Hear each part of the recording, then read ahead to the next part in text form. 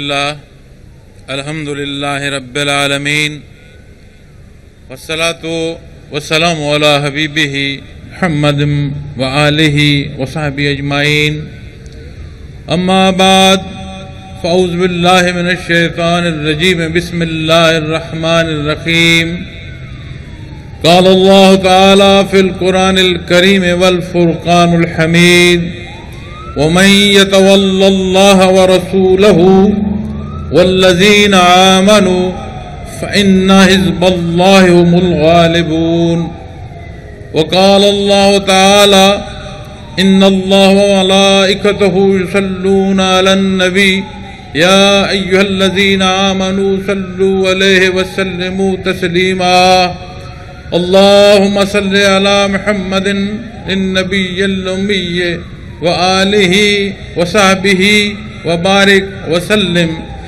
قال محمد رسول اللہ صلی اللہ علیہ وسلم ان تفارق الدنیا ولسانک رطبا من ذکر اللہ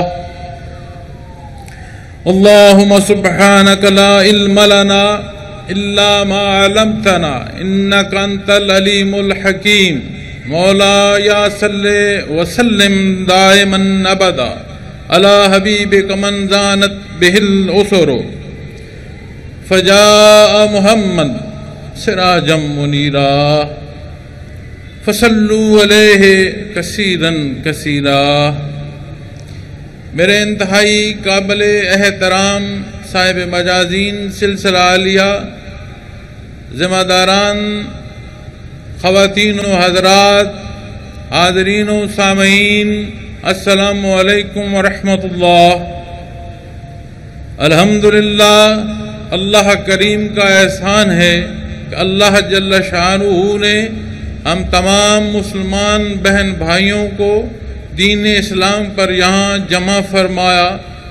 اس کے حضور دعا گو ہوں کہ اللہ رب العالمین ہمارا یہ خالص اس کی رضا کے لیے جمع ہونا قبول فرمائے۔ میں اپنا موضوع یا اپنی گفتگو پر آنے سے پہلے قاسم فیضات حضرت امیر محمد اکرم آوان رحمۃ اللہ تعالی علیہ کے لیے سورہ فاتحہ پڑھ۔ الحمدللہ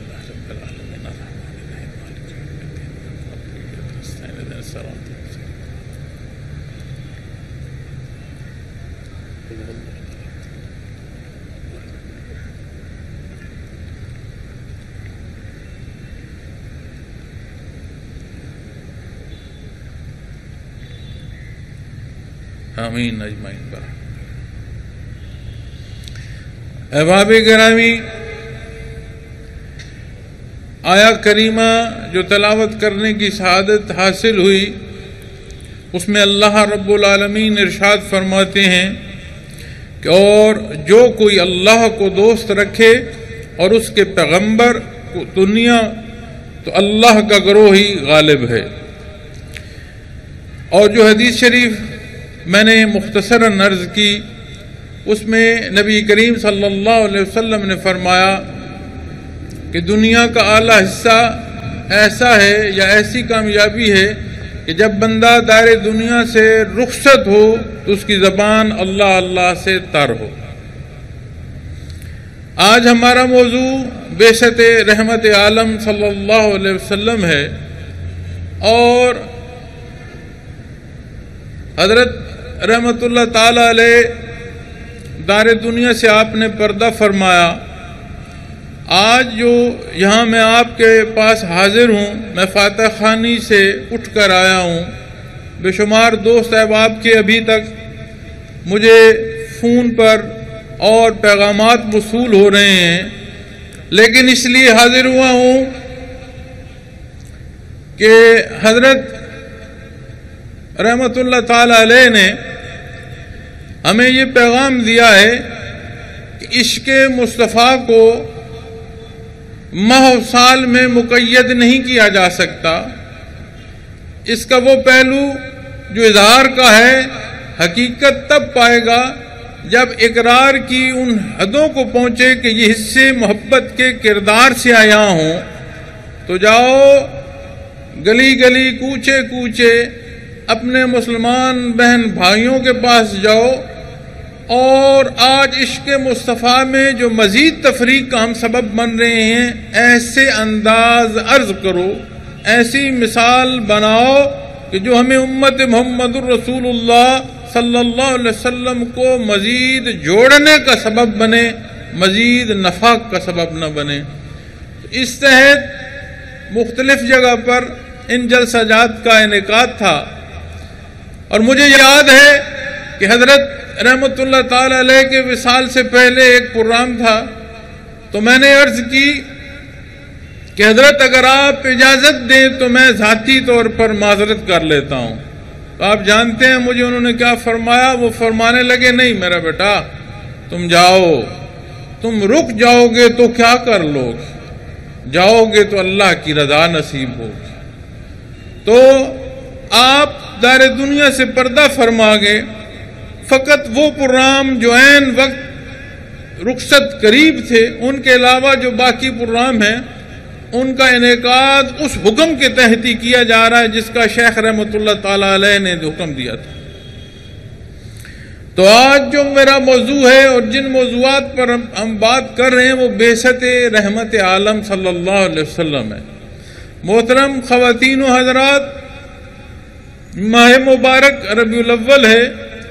ملک کے طول و عرض میں بلکہ دنیا کے ہر اس حصے میں جہاں مسلمان بستے ہیں، اس ماہ مبارک میں نبی کریم صلی اللہ علیہ وسلم سے اپنے اپنے انداز سے اظہار محبت کرتے ہیں، اور جب ذات آپ صلی اللہ علیہ وسلم کی آتی ہے تو قرآن کریم جب یہ ارشاد فرماتا ہے کہ وَمَا أَرْسَلْنَاكَ إِلَّا رَحْمَةً لِلْعَالَمِينَ، اس میں فقط بندے مومن شامل نہیں ہے، یہ اللہ رب العالمین کا کرم اور احسان ہے۔ اس نے آپ کی ذات کو باعث رحمت بیان فرمایا، آپ کی ذات کو باعث رحمت پیدا فرمایا، اور اگر اس کائنات میں مجسم رحمت کی بات کی جائے تو وہ ذات اقدس محمد الرسول اللہ صلی اللہ علیہ وسلم ہے۔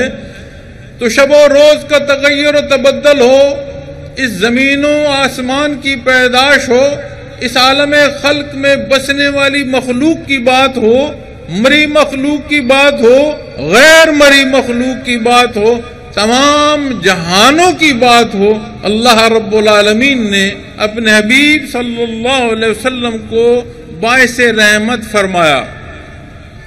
ایک ذات خالق کی ہے، باقی جو کچھ ہے وہ مخلوق ہے۔ خالق کا مخلوق کی طرف رحمت کا سبب نبی کریم صلی اللہ علیہ وسلم کی ذات اقدس ہے۔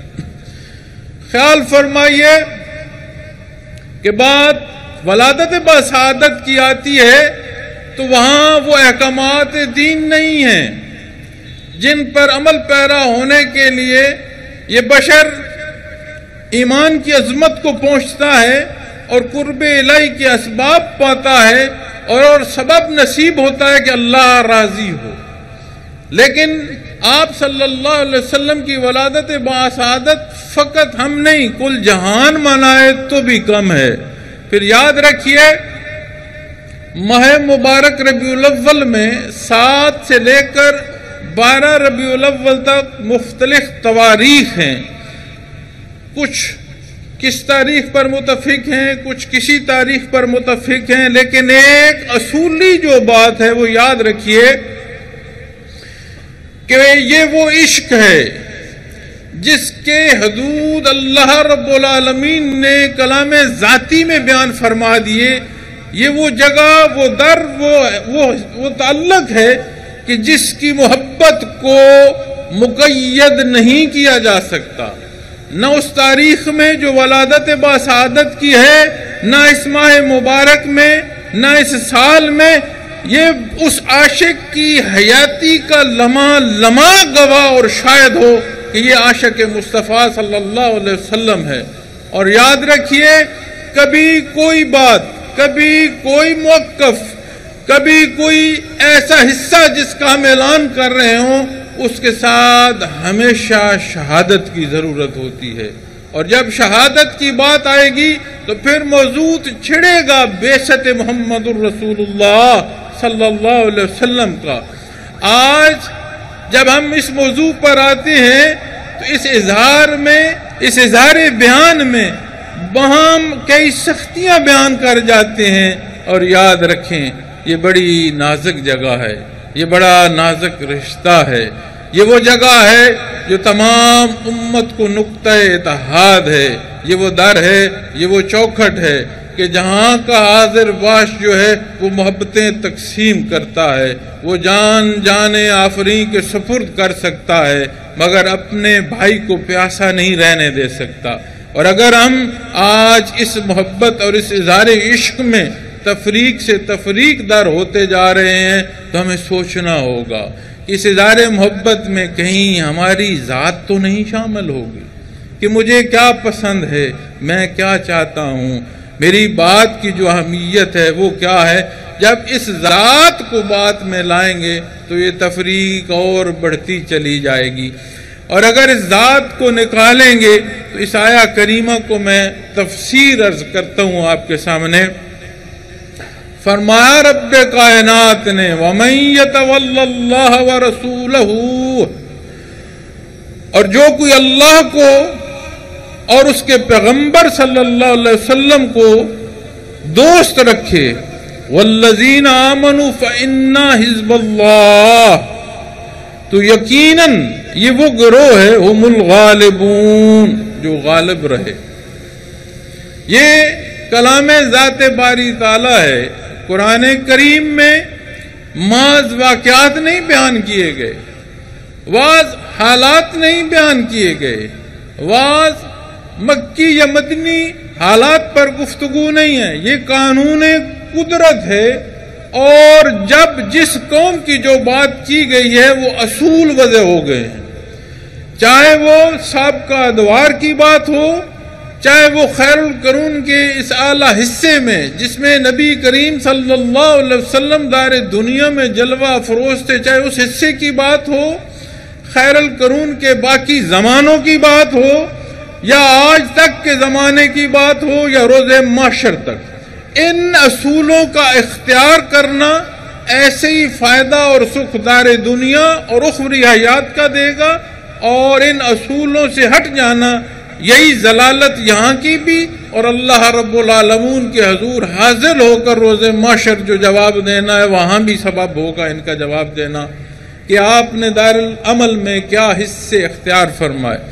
آج وہ امت جسے اللہ رب العالمین نے شب و روز کی زندگی اور زندگی کے ایک ایک پہلو کی تعلیم فرمائی، سبب فرمایا اپنا حبیب، نازل فرمایا اپنا کلام، اسے آپ من حیث القوم دیکھیں، من حیث الامت دیکھیں، آپ گلوبلی حالات دیکھیں، آپ ان گلوبلی حالات سے یہاں اپنے ملک کے حالات پر آ جائیں، اپنے شب و روز دیکھیں، اپنی سڑکوں کے حالات دیکھیں، اپنے بچوں کی تعلیم کے حصے دیکھیں، اپنے خاندان کے رواجات دیکھیں، باہم میل جول دیکھیں، ایک ایک حصے کو دیکھتے آئیں، سمجھ آتی ہے کہ ہم کتنے کمزور پہلوؤں پر پہنچتے چلے جا رہے ہیں۔ وہ قوم، وہ امت جو مخلوق کو انصاف دیتی تھی، آج اس کے اپنے اندر بے انصافیاں پیدا ہو چکی ہیں، اس کے اندر مظلوم کی یہ حالت ہے کہ وہ مظلوم جہاں اس کی حصے مقتدر ہیں وہ وہاں اس کے بھی حصے ظالم کے ثابت ہوتے ہیں۔ کبھی غور فرمایا کہ یہ کیا حال ہے، یہ کیسا ہے، اور اللہ کا کلام فرما رہا ہے کہ جو اللہ اور اس کے حبیب کو دوست رکھے گا وہ ہمیشہ غالب رہے گا۔ اس غالب رہنے کو دو پہلوؤں سے آپ غور فرمائیں، چونکہ جب غلبے کی بات آتی ہے تو غلبے کو فقط دوست یا دشمن اور ان کے باہم غلبے، فتح یا شکست پر دیکھا جاتا ہے، نہیں، اس کے دو پہلو۔ اس پر عمل پیرا ہونا۔ نبی کریم صلی اللہ علیہ وسلم کے پاس مدینہ منورہ میں کچھ افراد حاضر ہوئے، انہوں نے عرض کی کہ ہمیں اپنے اصحاب دیں، ہمارا قبیلہ جو ہے وہ مسلمان ہونا چاہتا ہے تو انہیں 10 کی ضرورت ہے. تو آپ نے صحابہ کرام رضوان اللہ علیہم کے اجمعین کی ایک مختصر جماعت ساتھ روانہ فرمائی، اور وہ دھوکہ دینے آئے تھے. ان کا مقصد دین سیکھنا نہیں تھا، نقصان پہنچانا تھا.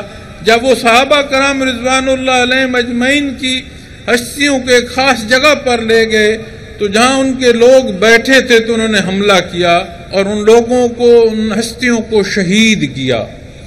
احباب گرامی، جو بندہ آپ صلی اللہ علیہ وسلم کے پاس حاضر ہوا تھا، جو صحابی رسول اس کے مقابل تھے، اس نے برچھا مارا، نیزہ مارا تو سینہ چیرتا ہوا نیزہ دوسری طرف نکل گیا. ہائے نہیں کہا انہوں نے، ہائے نہیں فرمایا، زندگی کا دکھ نہیں فرمایا، بآواز بلند فرمایا رب کعبہ کی قسم میں جیت گیا. ان الفاظ کے ساتھ انہوں نے جان دی. اس بات کا کھٹکا اس کافر کو اتنا لگا کہ ایسے لمحے پہ جب جان جا رہی ہے، یہ اپنی اولاد کو یاد نہیں کر رہا، یہ اپنی آل کو یاد نہیں کر رہا، اس لمحے میں یہ رب کعبہ کی قسم کھا کر کہتے ہیں میں جیت گیا ہوں. اس ایک بات کو جاننے کے لیے وہ واپس مدینہ منورہ پہنچا اور نبی کریم صلی اللہ علیہ وسلم کے پاس پہنچا کہ میں اس ماجرے کو نہیں سمجھ سکا، میں نے دھوکہ دیا، ہم نے آپ کے جانثار شہید کیے، بھلے مجھے قتل کر دیا جائے، بھلے مجھے سزا دے دی جائے، لیکن اس بات کی مجھے سمجھ نہیں آئی. اور جب نبی کریم صلی اللہ علیہ وسلم کے پاس حاضر ہوا، اس شہید کی شہادت کے وقت جو گواہی کی کیفیت تھی اور آپ کے پاس جو حاضری کے حالات تھے وہ سبب بن گئے، وہ کلمہ حق ادا کر گئے. تو بعض جو سمجھ آتی ہے وہ یہ آتی ہے کہ فقط دار دنیا یا حیات کی فتح و شکست نہیں ہے، یہ تو عارضی اور فانی جہان ہے، نہ کوئی رہا ہے نہ کوئی رہے گا، نہ ہم رہیں گے. وہ وقت جو رب العالمین نے، وہ حصے جو ہماری زندگی کے یہاں عطا فرمائے گئے ہیں، وہ ہر آنے والا، ہر گزرنے والا لمحہ اس زندگی، اس حیات سے منہاں ہو رہا ہے. تو جتنے لمحے گزر رہے ہیں وہ میری زندگی کے حصے سے صرف ہو رہے ہیں. تو فقط یہاں کی فتح و شکست کی بات نہیں ہے، لیکن تاریخ اسلامی گواہ ہے کہ اللہ رب العالمین نے جو غلبہ اسلام کی بات کی، بندہ مومن جب آمنوا سے عامل الصالحات پر آتا ہے تو دار دنیا میں بھی اسے مغلوب نہیں کیا جا سکتا. پھر اس کا دوسرا پہلو دیکھیں کہ ہم اپنی زندگی میں، اپنے اہل خانہ میں کوئی سکھ اور کوئی سکون نہیں ہے. آگے آگے دنیا ہے اور پیچھے پیچھے ہم ہیں. ایک چیز کو پوری کرتے ہیں، دوسری چیز رہ جاتی ہے. اس دنیا کے حالات ایسے ہیں کہ پیسے اٹھا کر لے جاؤ تو جو چیز لینے جا رہے ہو وہ ملتی نہیں. ہم ہی جیسے لوگ ہیں اور انہیں جو اختیار ہے وہ مخلوق الگ ہو گئی ہے. جو بندہ عام ہے، جس کی رائے سے قوت حاصل کی جاتی ہے، اس کی حیثیت الگ ہو گئی ہے. یہ غور فرمائیں تو اس نقطے میں بھی سمجھ آئے گی کہ جو ماں باپ کے رشتے میں، جو بہن بھائی کے رشتے میں، جو والد اور اولاد کے تقدس میں، جو عزیز و اقارب کے رشتوں میں یہ جو ہم نفاق پیدا ہو چکا ہے، غور فرمائیں تو اللہ اور اس کے حبیب کے تعلق سے ہم دور ہو چکے ہیں. حیات ذاتی میں تکلیف میں بھر چکی ہے. بظاہر لوگ دیکھتے ہیں کہ بڑا جاہ و جلال ہے، بڑی مال و دولت ہے، بڑی عیش و عشرت ہے. میں نے دیکھا ایسے لوگوں کو بھی، جب ان سے بات کی جائے تو آپ یقین مانیں وہ اتنے اتنے موٹے آنسوؤں سے روتے ہیں. ہم سمجھتے ہیں کہ اتنا کچھ تو دنیا کا ہے، لیکن دنیا سکون نہیں دیتی. اور کبھی دین اسلام دار العمل میں محنت کرنے سے نہیں روکتا. اگر اس بات سے یہ بات سمجھی جائے کہ دنیاوی حیات جو ہے اس میں ارن کرنا، اس میں کھانا، اس میں اچھا پینا، اس میں اچھا اوڑھنا، اس میں عزیز و اقارب کا ہونا، حیات ذاتی کا ہونا منع ہے، منع نہیں ہے. مگر یہ وہ حصے ہیں جن کا یہ خیال اور لحاظ رکھا جائے کہ میرے لیے اللہ نے کون سے حصے پسند فرمائے ہیں، میری زندگی کے کون سے پہلو پسند فرمائے ہیں، میں اپنی زندگی کو اس طرح بسر کروں. تو ایک ایک بات ایک ایک حصہ جو شب و روز کا ہے وہ عبادت کے درجے میں داخل ہونا شروع ہو جاتا ہے۔ لیکن بات اس ایمان کی مضبوطی کی ہے۔ منگول جب فتح کرتے ہوئے تخت و تاراج کرتے ہوئے مسلمان ریاستوں کو دربند پہنچے تو جانتے ہیں وہاں کیا حالات ہوئے۔ کوئی بڑی فوجیں مد مقابل نہیں تھی، کوئی ظاہری جاؤ جلال اور لشکر مد مقابل نہیں تھے۔ حضرت خواجہ محمد دربندی رحمۃ اللہ تعالی علیہ ایک بزرگ اور ایک شاگرد شہر پناہ میں خانہ خدا میں رہ گئے، باقی سارا شہر چھوڑ کر چلے گئے لوگ۔ اور وہ حالات جو اس وقت مسلمانوں کے تھے وہ ایسے تھے کہ جو عمل کی بات ہے اسے اختیار نہیں کرنا، جو گفتگو ہے وہ مخاطب کے لیے اعتراض کا سبب ہونا اور اپنی ذات اور اپنے کردار کو چھوڑ دینا۔ جب ان چیزوں کی حال وہ ہوئے تو اللہ نے ان پر منگول مسلط کر دیے بطور سزا۔ اور جب منگول اپنی قوت اور اپنی تکبر میں پہنچے تو ایک بندے خدا کے جا کر ساتھ ٹکرائے۔ حضرت خواجہ محمد دربندی رحمۃ اللہ تعالی علیہ ہلاکو خان نے جب پوچھا کہ شہر پناہ میں کون ہے اور کیا حالات ہیں تو اسے بتایا گیا شہر پناہ آپ کی آمد کے خوف سے خالی ہو گیا، لوگ شہر چھوڑ کر چلے گئے۔ ایک بزرگ ہے اور ایک شاگرد ہے جو مسجد میں ہیں، اس نے بلایا انہیں لے آؤ۔ جب وہ بزرگ اس کے پاس لائے گئے تو اس نے پوچھا کہ تمہیں خوف نہیں آیا کہ یہاں ہلاکو خان کی آمد ہے، تمہیں اپنی جان کا خطرہ نہیں ہے؟ تو انہوں نے فرمایا نہیں، میں نے اپنے خانہ خدا میں زندگی بسر کی، میں وہیں رہا، خوف تیرا نہیں، خوف مالک کل کائنات کا ہے۔ تو اس نے کہا ان زنجیروں میں جکڑے میرے روبرو یہ باتیں تم کرتے ہو، تم جانتے ہو کہ تمہاری حالت اب اس وقت کیا ہے؟ تو انہوں نے اس طرح زنجیروں کو دیکھتے ہوئے فقط اتنا فرمایا اللہ، وہ زنجیریں ٹوٹ کر پاؤں میں گر گئیں۔ وہ یقین، وہ تعلق مع اللہ اور وہ توکل اللہ اس بندے کے سینے میں موجزن تھا۔ دار دنیا کا جاؤ جلال اسے نہیں ہلا سکا مگر اس ولی اللہ کا، اس اللہ کے نیک بندے کا جو توکل تھا اس نے ہلاکو خان کو ہلا کر رکھ دیا۔ مزید بات چلتی گئی، اس نے کوشش کی کہ زہر کا پیالہ دے کر دیکھتا ہوں کہ کون خدا ہے آج جو اسے بچاتا ہے۔ انہیں زہر کا پیالہ دیا گیا تو انہوں نے بسم اللہ الرحمن الرحیم وہ پڑھا اور زہر کا پیالہ پی لیا۔ فرمایا اس میں تیرے لیے زہر ہو سکتی ہے، میرے لیے شفا ہے، کچھ زہر نہ کیسے۔ اس نے آگ جلائی، آگ کے علو میں پھینکوایا۔ اللہ کی شان، جہاں اس ہستی کو پھینکا گیا وہاں سے آگ بھی دوڑ گئی، اور جو گردا گرد اس کے اکابر بیٹھے تھے وہ دوڑے کہ یہ آگ ہمیں نہ لے لے۔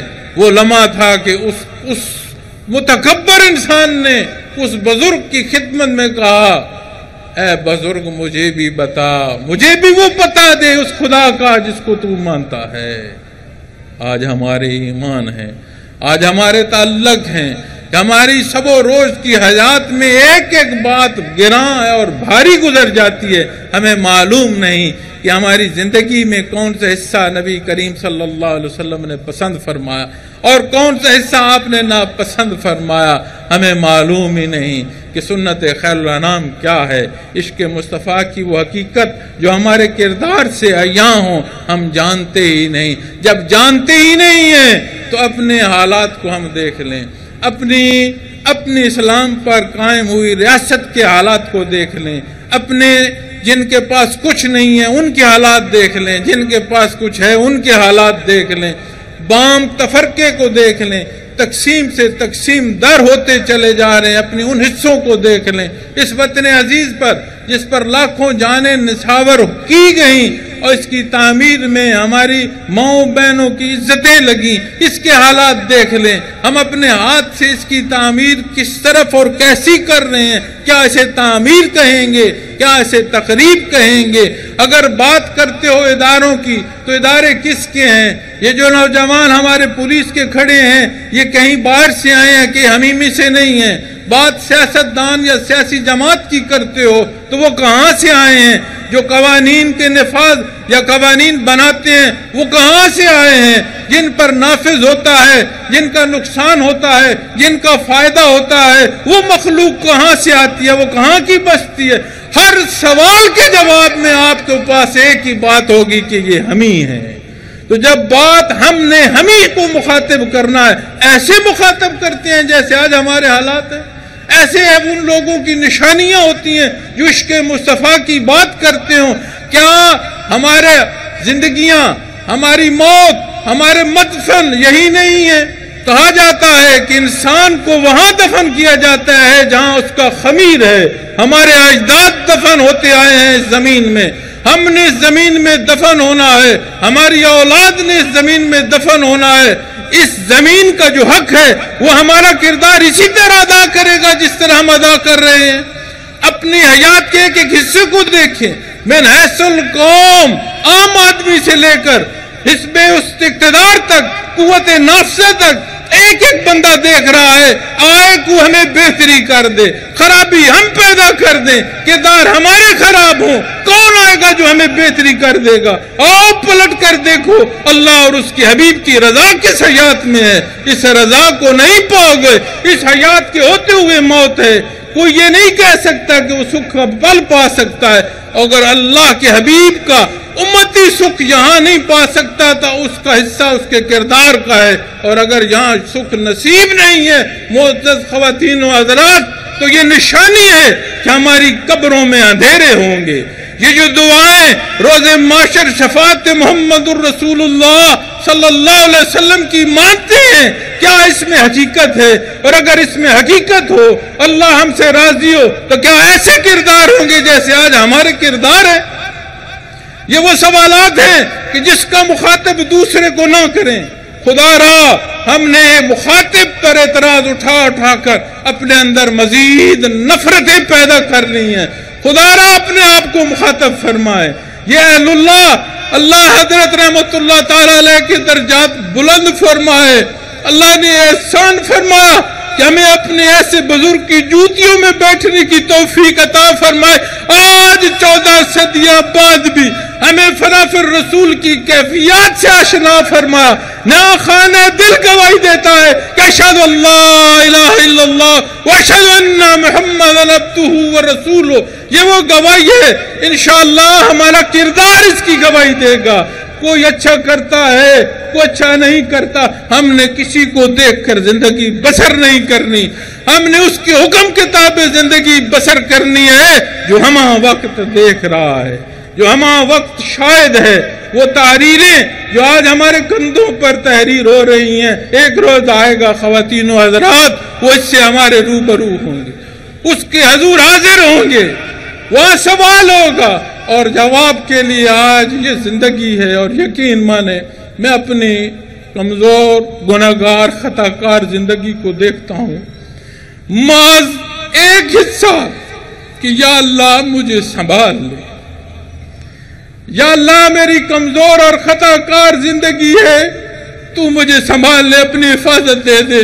اس نے مجھے اٹھا کر اپنے بزرگوں کی جوتیوں میں بٹھا دیا، اور میرے لیے کوئی کیفیت کی ایسے پہلو ہیں مجھے سمجھ نہیں آ رہی کہ جو مجھے اپنے شیخ نے پردہ فرمایا، میں اس کیفیت کے لیے نہ میرے پاس کوئی الفاظ ہے، نہ میرے پاس کوئی تحریر ہے، نہ میں ظاہری وجود سے کسی بات کو بتا سکتا ہوں، نہ زبانوں بیان سے گفتگو کر سکتا ہوں۔ یہ ایسی کیفیت ہے، میں جانتا ہوں اور میرا اللہ جانتا ہے۔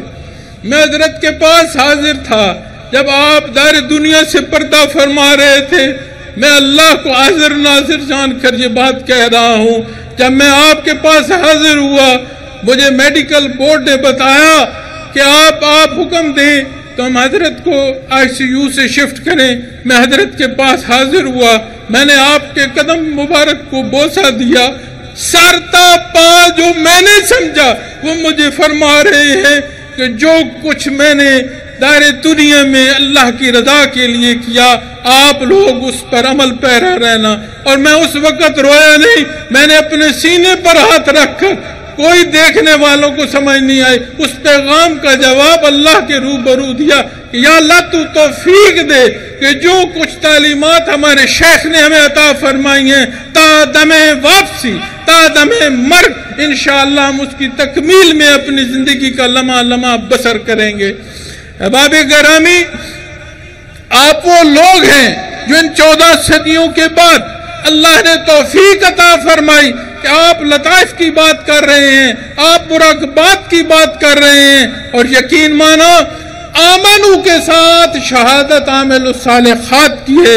اس درد دل کی ضرورت ہے کہ جو ہمیں تڑپا دے، جو اس کیفیت کو ہما وقت زندہ رکھے کہ میں اپنے اللہ کے روبرو ہوں۔ تو حضرت کے چند اشعار، چند لائنیں میں نے لکھی کہ میں اپنے احباب کو اس کیفیت سے آشنا کرنے کے لیے یہ چند لائنیں پیش کروں گا۔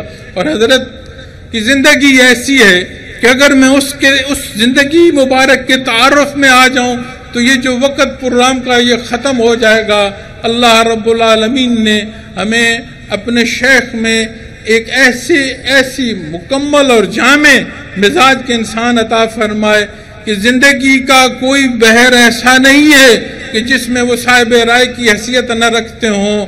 بے شمار پہلو ہیں آپ کی زندگی مبارک کے، میں نے دار دنیا پھر کر دیکھی ہے، یہاں دیکھی ہے، عام آدمیوں میں بیٹھ کر دیکھا ہے، حزب اختلاف حزب اقتدار میں بیٹھ کر دیکھا ہے، ان ممالک جنہیں ترقی پذیر کہتے ہیں ان کو دیکھا، جنہیں ترقی یافتہ کہتے ہیں ان کو دیکھا، ان کے گلی کوچوں سے محلات تک دیکھا۔ آپ یقین مانیں میں نے ایسا فرد نہیں دیکھا جیسے اللہ نے ہمیں اپنا شیخ المکرم عطا فرمایا، میں نے اپنی حیات میں نہیں دیکھا۔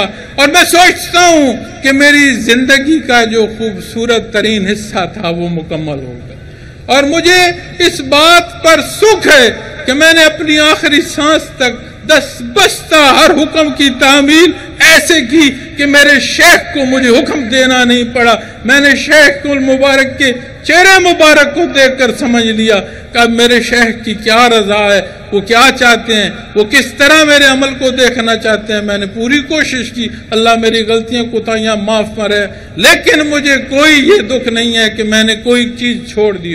اور یہ بھی اللہ کا احسان ہے کہ شیخ المکرم کی زندگی میں کوئی لفظ کاش نہیں ہے، ایسی مکمل زندگی اللہ نے دنیا کی بھی عطا فرمائی، دین کی بھی عطا فرمائی، علوم ظاہر کی بھی عطا فرمائی، علوم باطن کی بھی عطا فرمائی کہ کوئی چیز ایسی نہیں کہی جا سکتی کہ کاش یہ رہ گیا یا یہ ہو جاتا۔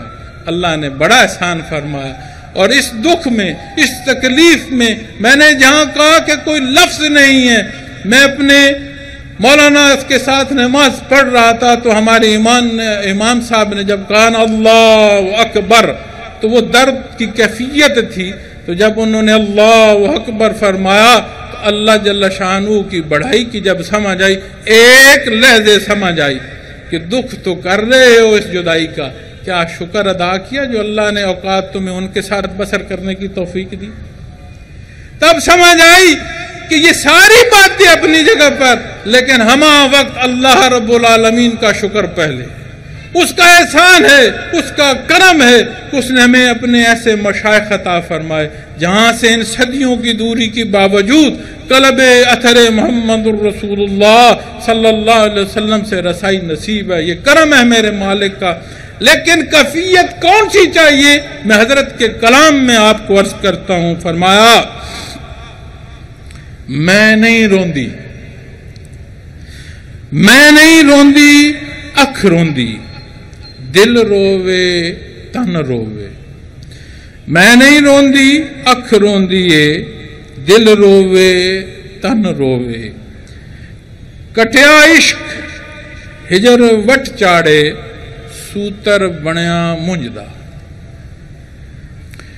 دل نو لگی اگ نرالی، نہ دھواں نہ شولا، دل نو لگی اگ نرالی نہ دھواں نہ شولا، واہ نرالا ساڑ عشق دا، نہ بلدا نہ بجدا۔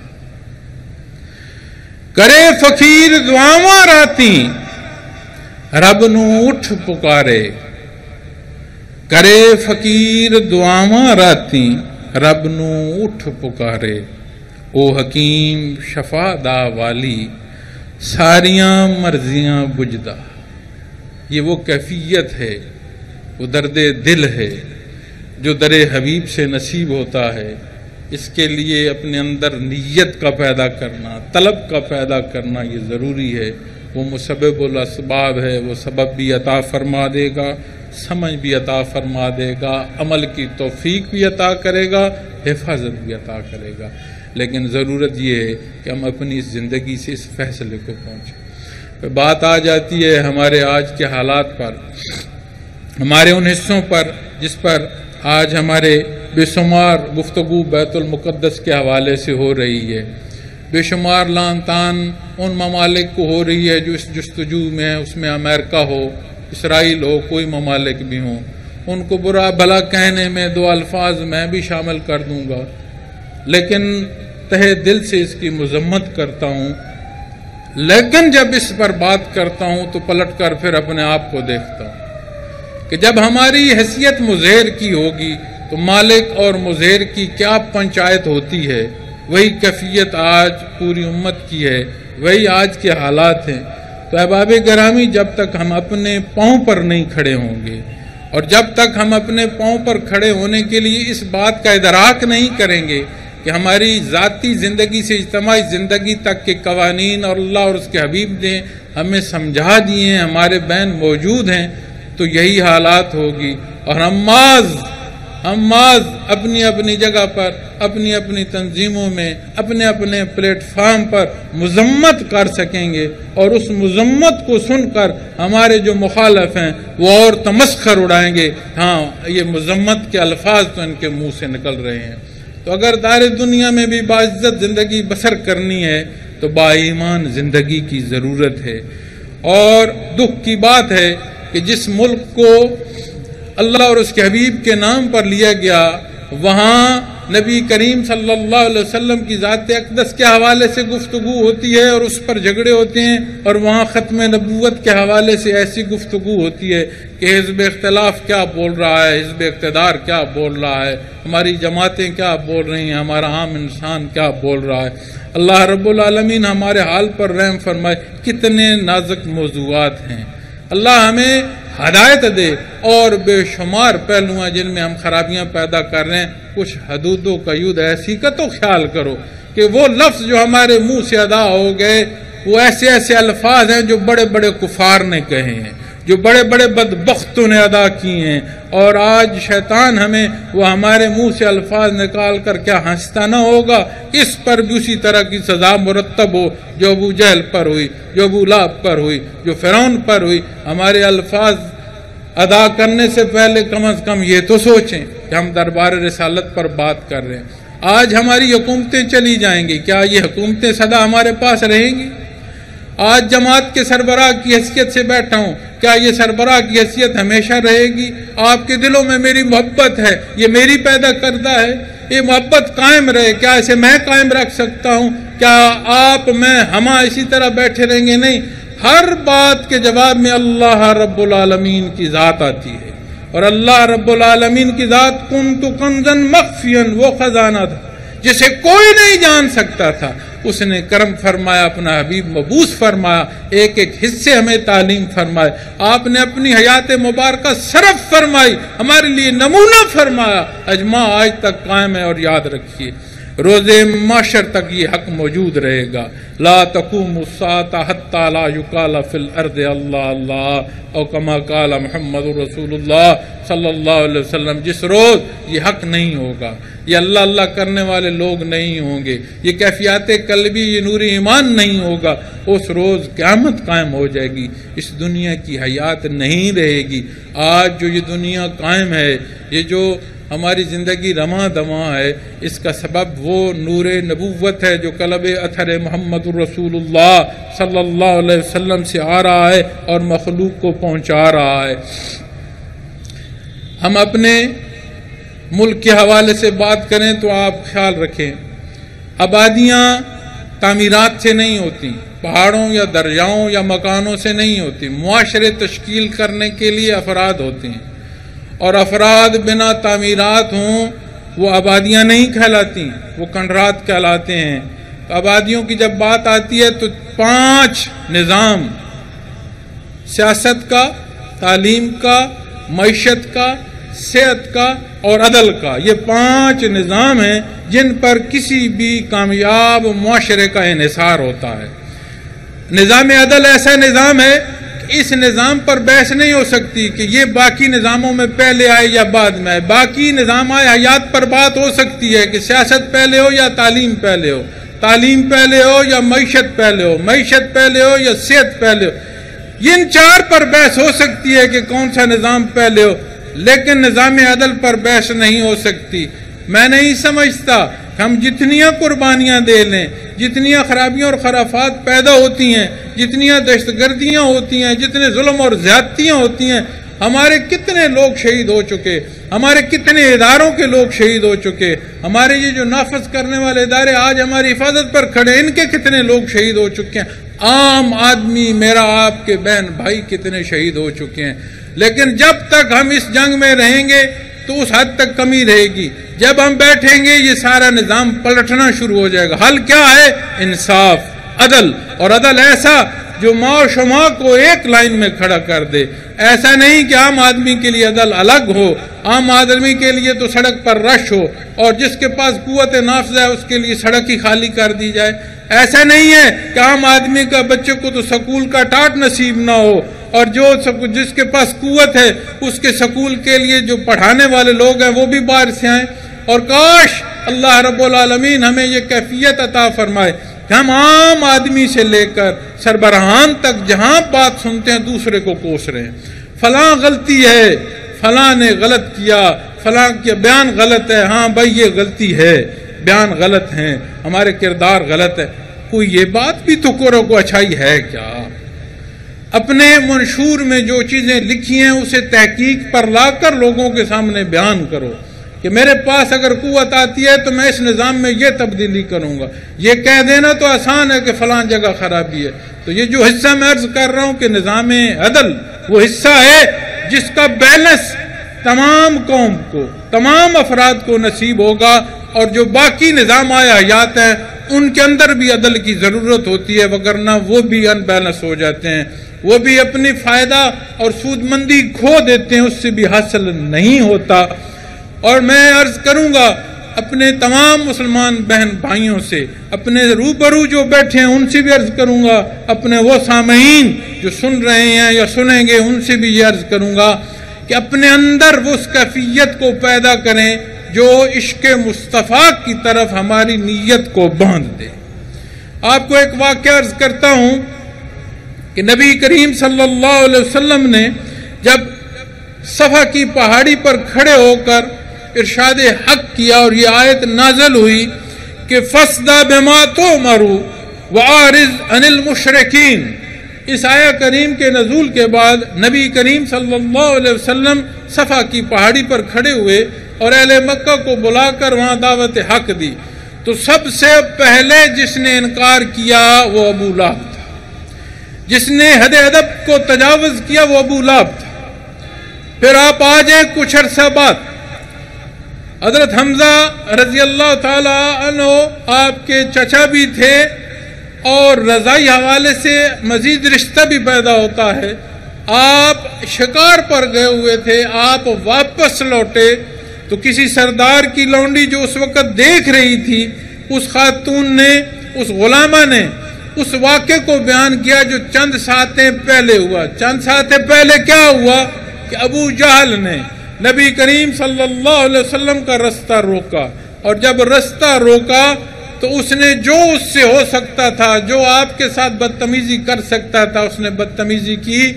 آپ صلی اللہ علیہ وسلم خاموش کھڑے رہے، آپ وہاں سے واپس تشریف لے گئے۔ وہ اتراتا ہوا، وہ اسی زوم میں، اسی خوشی میں کہ میں نے اتنی زیادتی کر لی، وہ بیت اللہ شریف میں وہاں بنو خزرم کے لوگ بیٹھے تھے ان کے پاس چلا گیا اور خوش گپیوں میں بیٹھ گیا۔ اس غلامہ نے حضرت حمزہ رضی اللہ تعالی عنہ کو یہ سارا واقعہ بتایا۔ بتایا کہ آج اگر آپ ہوتے تو آپ کا دل کڑ اٹھتا، آپ دیکھتے کہ ابو جہل نے آپ کے بھتیجے کے ساتھ کیا کیا۔ وہ وہیں سے پلٹے، ہاتھ میں کمان تھی، آپ واپس گئے بیت اللہ کے پاس، یہ اپنے سرداروں کے ساتھ ابو جہل بیٹھا تھا، آپ نے اس زور سے کھینچ کر کمان اس کے سر پر دے ماری کہ وہ منہ کے بل گرا، سر پھٹ گیا، خون آنا شروع ہو گیا، لوگوں نے بامشکل بچایا۔ یاد رکھنا حضرت حمزہ رضی اللہ تعالیٰ عنہ نے تب تک دین اسلام میں داخل نہیں ہوئے تھے، نہ اس موقع پر نبی کریم صلی اللہ علیہ وسلم کے ارشاد سن رہے تھے، لیکن جب انہوں نے اس درد سے آپ سے اظہار محبت کا اظہار کیا تو وہ کفار بولے کہ لگتا ہے تم بھٹک گئے ہو، تم نے اپنے بھتیجے کی بات مان لی۔ آپ صلی اللہ علیہ وسلم موجود نہیں تھے، انہوں نے کہا گواہ رہنا، میں شہادت دیتا ہوں کہ وہ اللہ کے حبیب اور رسول ہیں، وہ جو فرماتے ہیں حق ہے، مجھ پر ایک ایک چیز عیاں ہو رہی، نہ آپ صلی اللہ علیہ وسلم موجود ہیں، نہ دین کی تبلیغ ہو رہی ہے۔ پہلے موقع پر دین کی تبلیغ ہو رہی ہے، آپ صلی اللہ علیہ وسلم موجود ہیں، لیکن اس بدقسمت نے آپ صلی اللہ علیہ وسلم کے سامنے اس نے آپ سے اعتراض کیا، مردود ہوا۔ قرآن کریم بھی فرماتا ہے تبت یدا ابی لہب وتب۔ حضرت حمزہ رضی اللہ تعالی عنہ آپ صلی اللہ علیہ وسلم کے اسی طرح رشتے میں ہیں، لیکن جب انہوں نے ظاہری پہلو میں بھی اظہار محبت کیا، اللہ رب العالمین نے ان پر دین حق آشکار فرما دیا۔ تو ضرورت اس بات کی ہے کہ ہم اپنے اندر جھانکیں، اپنے اندر فیصلہ کریں کہ ہم نے اپنی زندگی کو کس بحر میں بسر کرنا ہے۔ اللہ رب العالمین کریم ہے، وہ رحیم ہے، وہ احسان فرمانے والے ہیں، ہمیں وہ ایسی کیفیات عطا فرمائیں گے کہ جو ہماری زندگیوں کو بدل دیں گے۔ ابھی جب میں یہ بات کر رہا تھا تو ابھی مجھے اطلاع دی گئی ہے کہ ہمارے شہر جو کوئٹہ ہے اس میں بم دھماکہ ہوا۔ جو بات میں پہلے عرض کر رہا تھا، کسی بھی نظام کی جو مضبوطی ہوتی ہے اس کا انحصار نظام عدل پر ہوتا ہے۔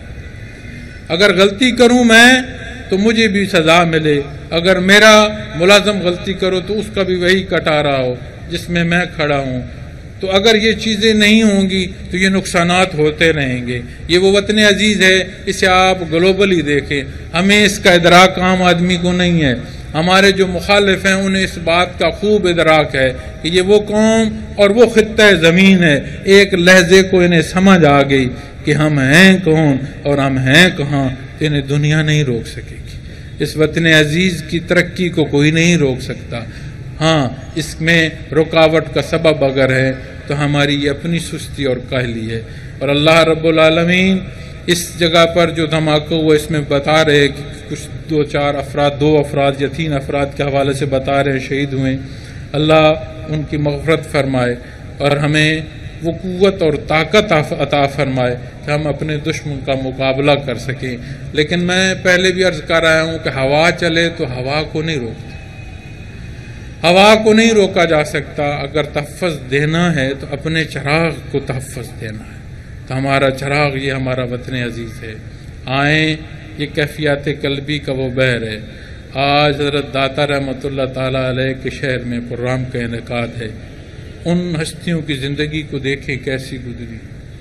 آج جب بات آتی ہے کیفیات محمد رسول اللہ صلی اللہ علیہ وسلم کی تو ہم وہاں جاتے ہیں دنیا لینے، دولت لینے، عزت لینے، اولاد لینے، بیماریاں دور کرانے، اور وہاں سے ہمیں جو جواب مل رہا ہوتا ہے وہ دولت کی فراوانی کا مل رہا ہوتا ہے، ہمیں اولاد کے جواب مل رہے ہوتے ہیں، دنیا کی عزت کے جواب مل رہے ہوتے ہیں۔ میں ایک خواتین و حضرات آپ سے سوال کرتا ہوں، الحمدللہ ہم مسلمان ہیں، کمزور سے ہی دعویٰ ایمان ہے، مجھے ایک بات کا خواتین و حضرات آپ جواب دیں، جس جگہ سے وہ تعلق جو ہم جیسے خطا کار کے دل کو قلب اثر محمد الرسول اللہ صلی اللہ علیہ وسلم سے جوڑ دے، اس جگہ پر یہ دار دنیا کی جو ضروریات ہیں ان کی کیا حیثیت ہے؟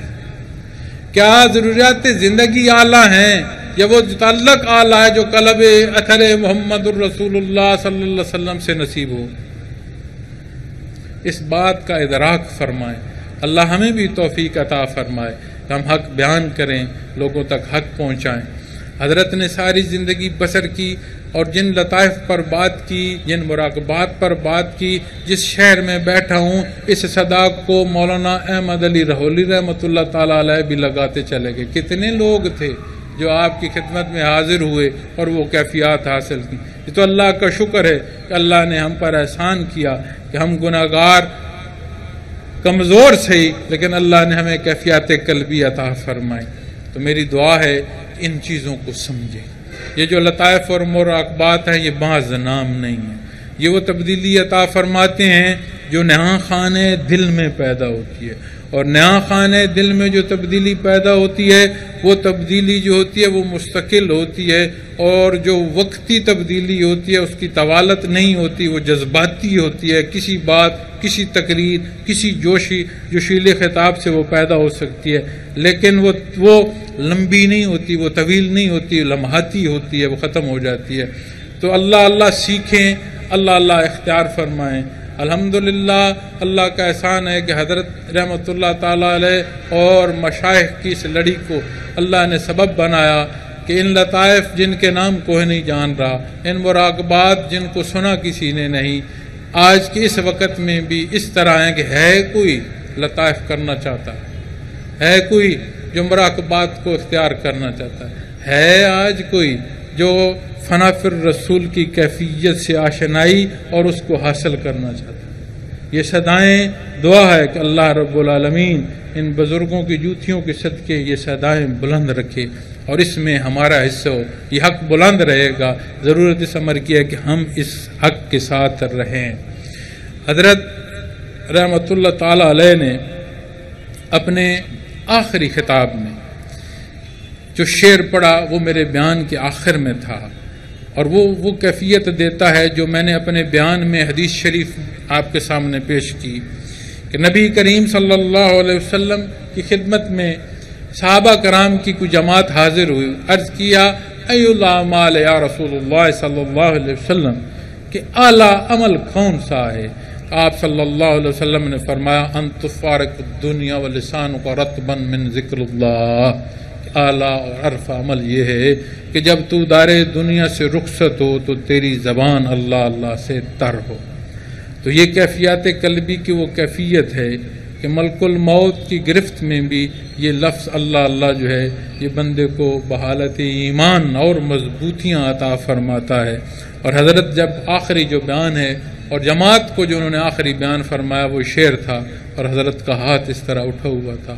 حضرت نے آخری کلام میں بھی جو پیغام دیا وہ یہ تھا فجا محمد سراجم منیرا فصلوا علیہ کثیرا کثیرا۔ اور ایک چیز جو میں نے حضرت کے ہی قلم سے لکھی ہوئی پائی ہے کہ میں حضرت کے پاس حاضر ہوا تو میں نے عرض کی کہ اس شعر پر آپ کا جو پیغام ہے میں کہیں نہیں پڑھ سکا۔ حضرت دار دنیا سے پردہ فرما گئے، وصال فرما گئے، یہ میرے پاس کاغذ پر انہی کے ہاتھ کا لکھا ہوا شعر بھی ہے اور انہی کے ہاتھ کی لکھی ہوئی شرح بھی ہے۔ تو چند لائنوں کی جو شرح انہوں نے لکھی ہے میں آپ کو پیش کرتا ہوں۔ فرماتے ہیں لکھا انہوں نے ان کے ہاتھ مبارک سے لکھا فجا محمد سراجم منیرا فصلوا علیہ کثیرا کثیرا۔ پھر نیچے شرح فرماتے ہیں درود پڑھا جاتا ہے یہ درا یدرو سے ہے، نزول کی رحمت کی دعا جو ہمہ وقت جاری رکھی جائے۔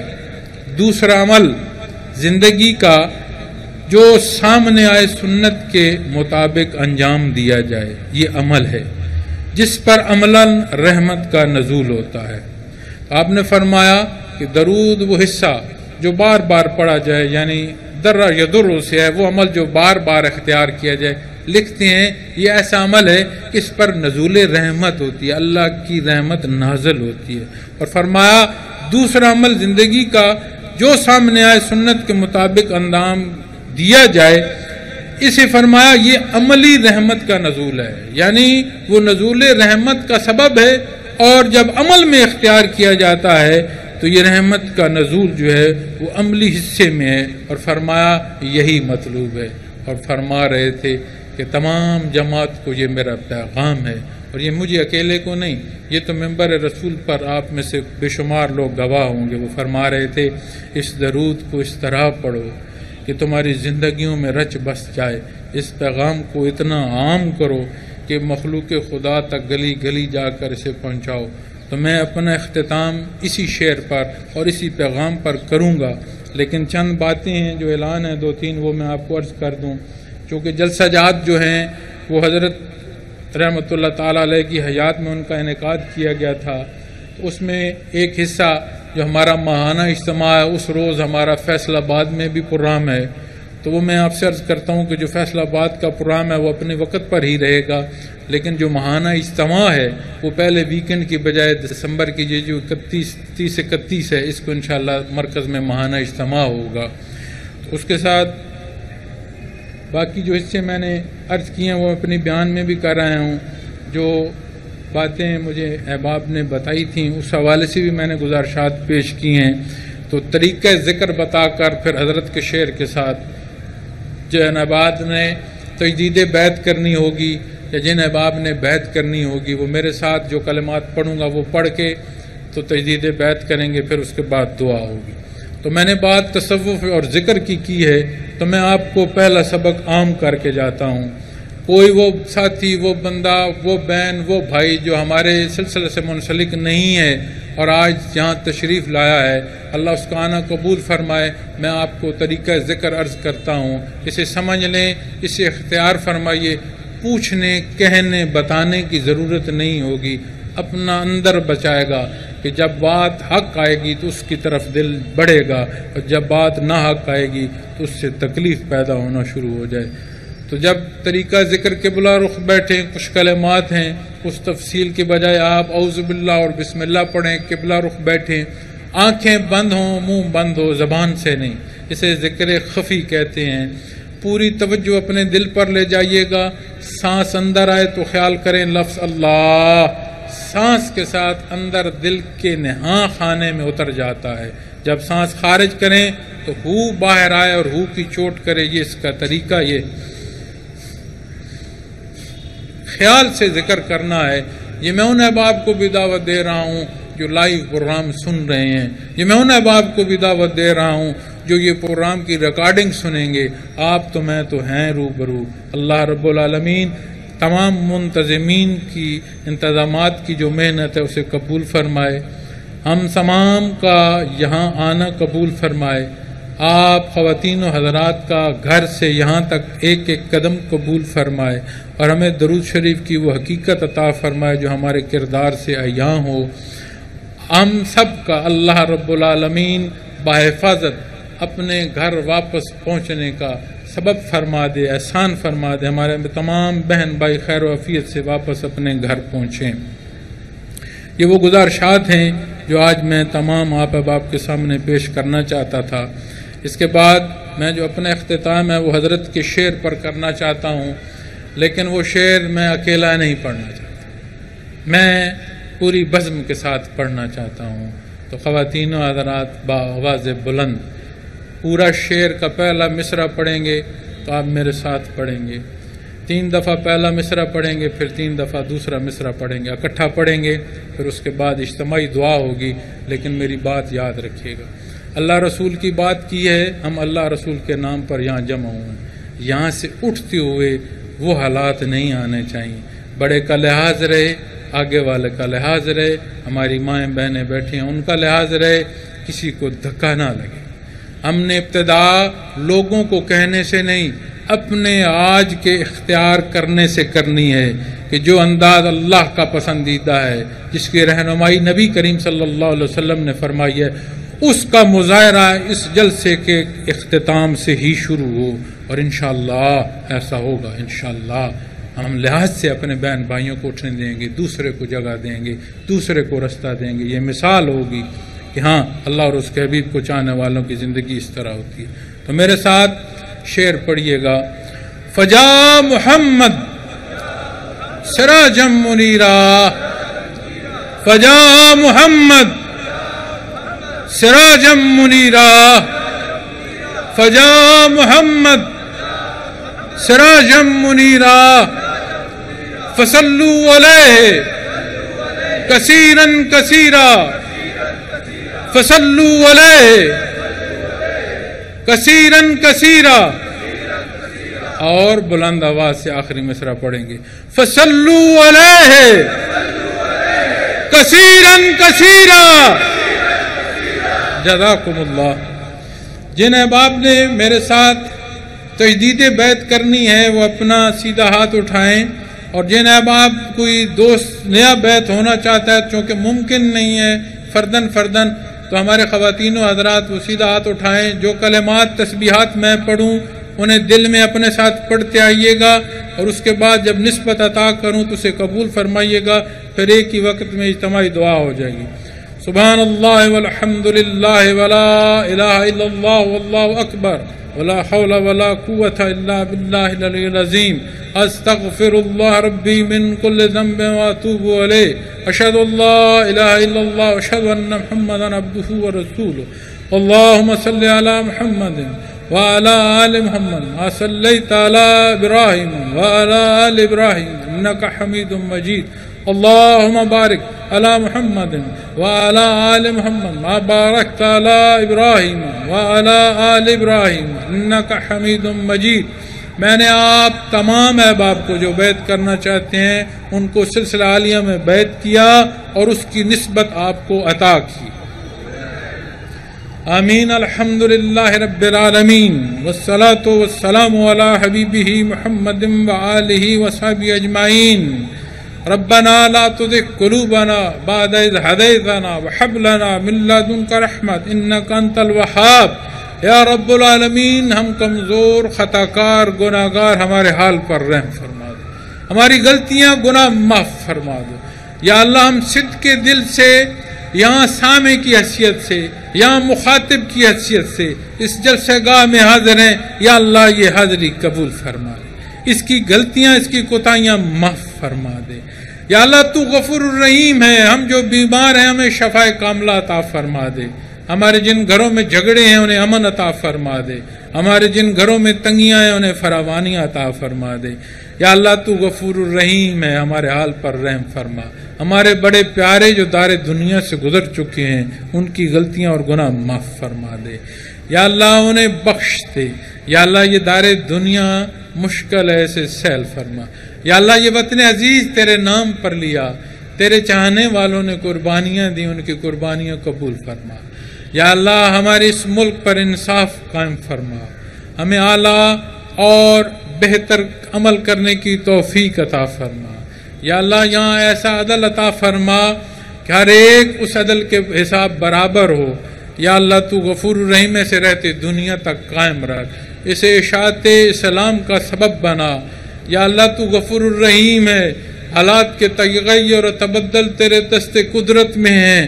یا اللہ ہم نے بڑی مار کھائی ہے، ہم دار دنیا میں بحیثیت امت ذلیل ہو چکے ہیں. یا اللہ ہمیں وہ اپنی محبت اور اپنے حبیب کی وہ محبت عطا فرما جو ہمیں ہمہ وقت دربار رسالت کے در پر رکھے، اور وہ درود عطا فرما جو ہماری زبانیں تر رکھے اور ہمارے کردار شہادتیں دیتے رہیں. بار لا تو غفور الرحیم ہے، اس دار دنیا سے ہماری رخصتی آسان فرما. یا اللہ وہ موت کی سختیوں میں آسانیاں فرمانا. یا اللہ ہمیں موت کے ڈر کی بجائے تیرے حضور حاضری کا شوق ہو. یا اللہ ہماری قبر کے اندھیروں کو بارلا دور رکھنا، ہمیں وہ عشق مصطفیٰ عطا فرمانا جو ہماری قبر کو روشن فرمائے. یا اللہ روز محشر ہم اس قابل نہیں ہیں. یا اللہ تو جانتا ہے. بارلا ہمیں شفاعت محمد الرسول اللہ صلی اللہ علیہ وسلم سے بہرمند فرمانا. رب یسر ولا تؤثر وتمم بالخیر وتمم بالخیر وتمم بالخیر.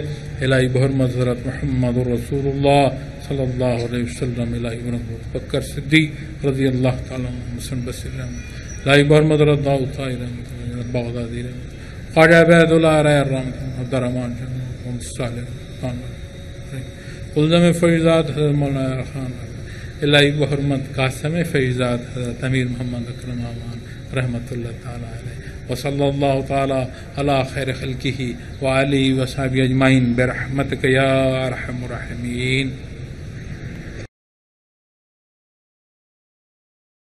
اگر آپ کو یہ ویڈیو پسند آئی تو لائک، شیئر اور سبسکرائب کرنا نہ بھولیے۔ اللہ حافظ۔